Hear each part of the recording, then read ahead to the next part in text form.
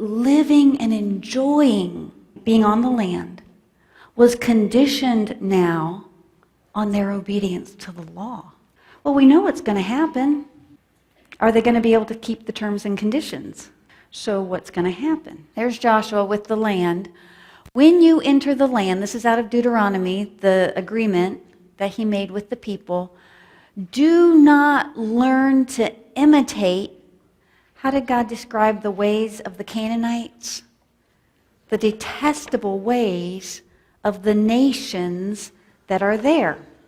He very clearly has laid out, this is how I want my people to live, separate from how the other nations live. The culture of Canaan. Number one, with all nations, the underlying principle was buy and sell. All nations have a buy and sell mentality. Make ourselves great. And God took his people into the wilderness to teach them that his way of living was not going to be based on buy and sell. It was going to be based on dependence on him.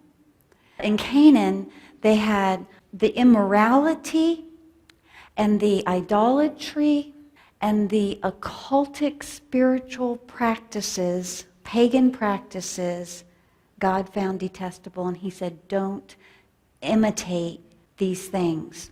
That was in the agreement. That was the contractual part of the agreement that he made with the people. Now, over the next 400 years, they fail miserably with their part of the bargain. They did go into idolatry. They saw the idols that were in Canaan, and they started asking, well, how do you worship here? What are the ways that you do it?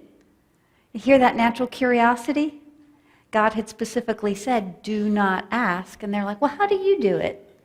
And then they started adopting those ways. Catch this, their prosperity financially and politically was conditioned upon their obedience. Did you catch that? What nation in the world, their wealth of their country and their national security is conditioned upon that they don't commit adultery, or they don't steal, or they have no other gods before the one God? What nation in the world has that as their conditions? Germany? United States?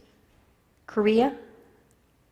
You see, no other nation has this setup. No other nation has this setup. That our wealth and our protection, our security, is based upon our keeping our side of the agreement. This is what the book of Judges is all about. Other nations surrounding them would come in and would take their wealth or their crops, and then they would cry out, God, we are so sorry. They would come back, and God would appoint a judge or a leader that was a representative, and then they would come back. Well, that lasted over a couple hundred years, a few hundred years. And after that amount of time, they were very tired, and they asked for a king. Now, when they asked for a king in 1 Samuel chapter 8, Samuel, who is the judge at that time, is so distressed. And God says to Samuel, this was the time of the judges, there's no king. Every man did what was right in his own eyes. And God says, Samuel, listen to them. It's not you that they've rejected. They have rejected me as their king. Now, this confused me some when I first read that, because in the law, God gives instructions when you get into the land, and when you have a king, here's the directions for your king. So he knew they were going to have a king. So why is he telling Samuel, they've rejected me from being their king? This is what they were asking. We want a king like the other nations. Remember Genesis 11, all the other nations not worshiping God. How do they get wealthy and have national security? We will make a name for ourselves. We're going to do it. Their economy is dependent on their obedience. So what are they asking for when they ask for a king like all the other nations? We want the wealth and we want the national security without having to do our part of the obedience. Can't we just do it like everybody else does it? This is why God says, they have rejected me. They don't want, there's not the we want to do what you want us to do. There's a we want to be like everyone else and just have all the benefits like everybody else who doesn't have to obey God. Well, God does give them a king. He says, give them Saul was their first king. And so what was a loose federation of those 12 tribes that had come from Jacob's 12 sons, now they come together very unified under Saul as an actual kingdom. And Saul reigns for 40 years, but Saul does not have a heart to obey the laws of God. And when God would specifically say, Saul, you're my leader, do this, Saul did not say, yes, I will believe and do what you have told me. And because of that, God said, I am going to remove you, and I am going to put over my nation the man who will lead them in my ways, a man after my own heart. And who is that? Well, that's David. So David becomes the king over all of the nation of the Israelites, and he was a shepherd. He loved God's law.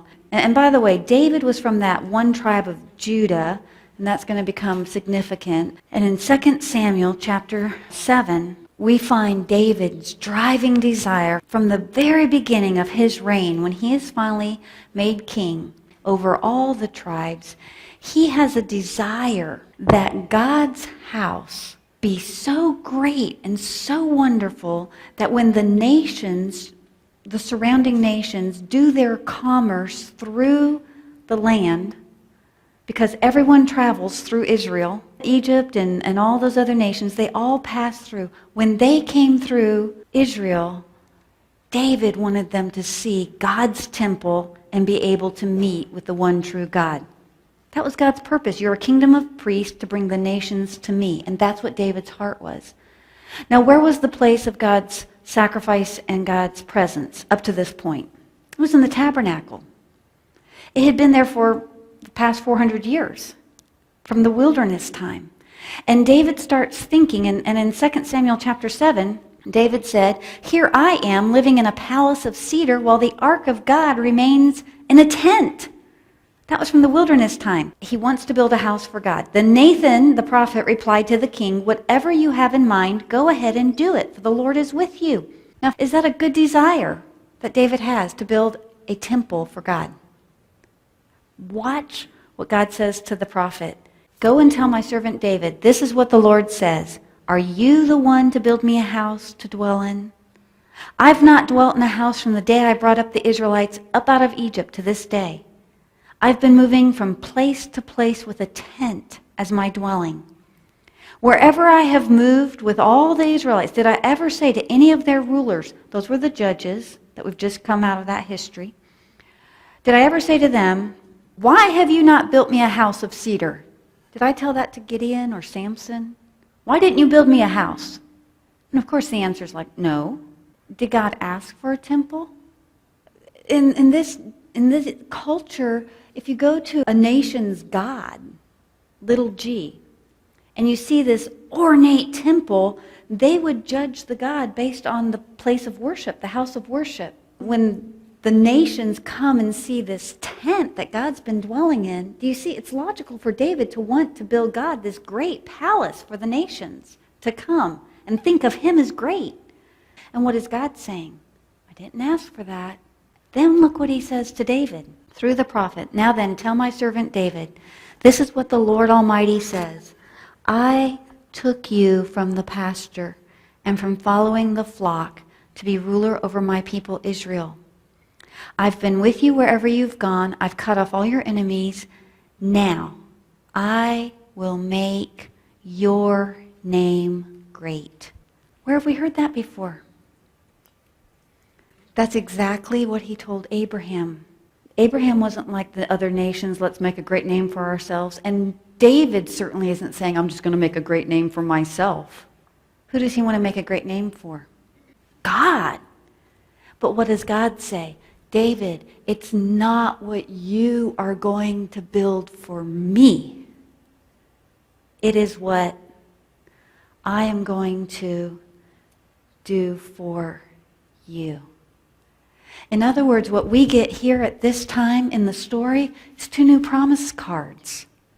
And God says, I will make your name great, David, and your house and kingdom will endure forever. Your throne, David, will be established forever. This is promises to David's family and to his line of descendants. You will always have a throne, and you will always have someone that will rule on the throne. Your house and your throne will be established forever. David is totally overwhelmed by what God has done for him. He says, who am I, O sovereign Lord? And what is my family? And I wanted to do something for you, and you have just poured blessings on me. I was a shepherd. I was a nobody. And look what you have done in raising me up and now giving me this promise. Wow. What happens